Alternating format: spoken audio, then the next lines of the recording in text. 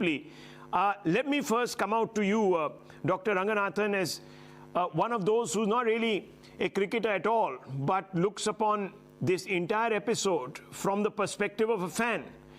How do you square with this? Look, I don't want to sound patronizing, but nothing, or as you said, no one is bigger than the game. No one.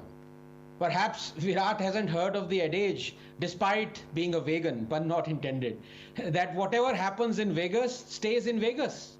As clear as that. It is unbecoming to wash dirty linen, or should I say dirty flannels, in public. And it goes without saying that if he was at the rough end of cruel injustice or something worse, then by all means convene a presser and blurt out loud what's on your mind. But this is clearly not the case here, is it? I mean, who asked for a break in the first place? It was Virat himself. More so, the man at the other end is one of our greatest, if not the greatest captains. Personally, as an outsider, as you said, Rahul, and it's a privilege to be on this panel amongst such luminaries, as a cricket tragic fan, I feel the matter could have been settled within the four walls of Dada's office. Let us remember, before anyone alleges anything against Sourav Ganguly, it would help for him or her to know where the legend is coming from. No one has faced more injustice than Dada himself, from selectors, from the coach, and least from the press itself.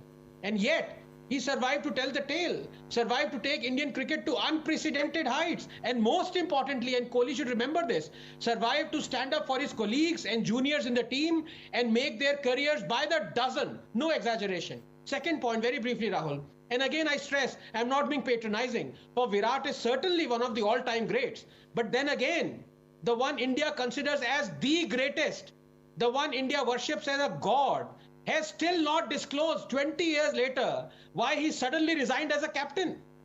He is the same man who walked to the pavilion without batting an eyelid when he was given shoulder before wicket, or when the captain declared the innings when he was batting at 198 not out. You know who I'm talking about, right? Sachin Yes. Tendulkar. Nothing is bigger than the game. And if you respect the game respects you back. Rahul, just 10 seconds. Our cricket team today is quite the metaphor that describes us and the new India. As CLR James put it so beautifully, what do they know of cricket who only cricket know? No one is indispensable. Remember, our victory at Melbourne, without Kohli, our players know of cricket, but it seems they know not only of cricket. And at what point does this intangible creep in? And in what does it manifest? Love for the country, to see cricket field as a battlefield? At what point does the whole become greater than some of the parts? Right. Kohli must remember this and ask this question. Okay. Let me go straight across to Kirti Azad, who joins us. Okay, why would you throw it all away? Dr. Ranganathan is raising his hand. Yes. Yeah, no, very quickly, 2 or 3 points. Yes, I'm old enough to remember, Rahul, and I'm sorry, there's an echo here, but and I'm sure Sanjay Jha is older than me, so he will also remember this. In the 80s, it was the legend Jimmy Amarnath who called the selectors a bunch of jokers, if you remember. That's the most iconic statement of Jimmy Amarnath. So it is not new. Sanjay is absolutely right. But the fact remains, Sanjay, that, as Rahul, the primer was, no one is bigger than the game. And Mr. Chopra has put it bang on.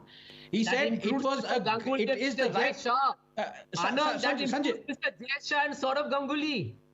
Virat Kohli is a playing member of a winning team. Yeah, Sanjay, I was just coming to that. What Mr. Chopra said is that, what Mr. Ganguly informed Virat Kohli, that you cannot have, the captains for the white ball, T20, if you're not captaining, then it makes sense for you to not captain the 50 over format as well. Now, it is logical. And for you to say that, is Dada or Ganguly bluffing? I mean, come on, he is one of the legends. He's one of the greatest captains we've ever had, perhaps the greatest. We haven't heard his side at all, have we?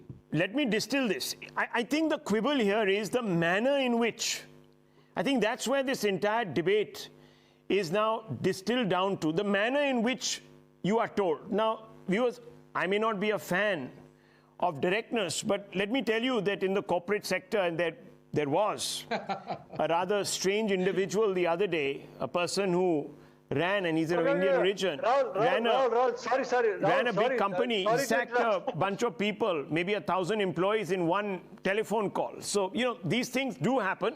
I'm not saying they're right or wrong.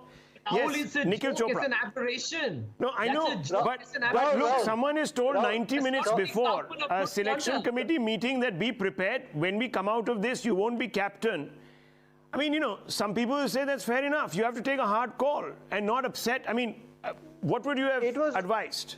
Yes, Nikhil Chopra. It was only 90 minutes because the selection committee on that day was sitting to select the team for the South African tour. Okay. They won't be sitting separately to announce the captain and then pick the team again. Right. It was only on that day.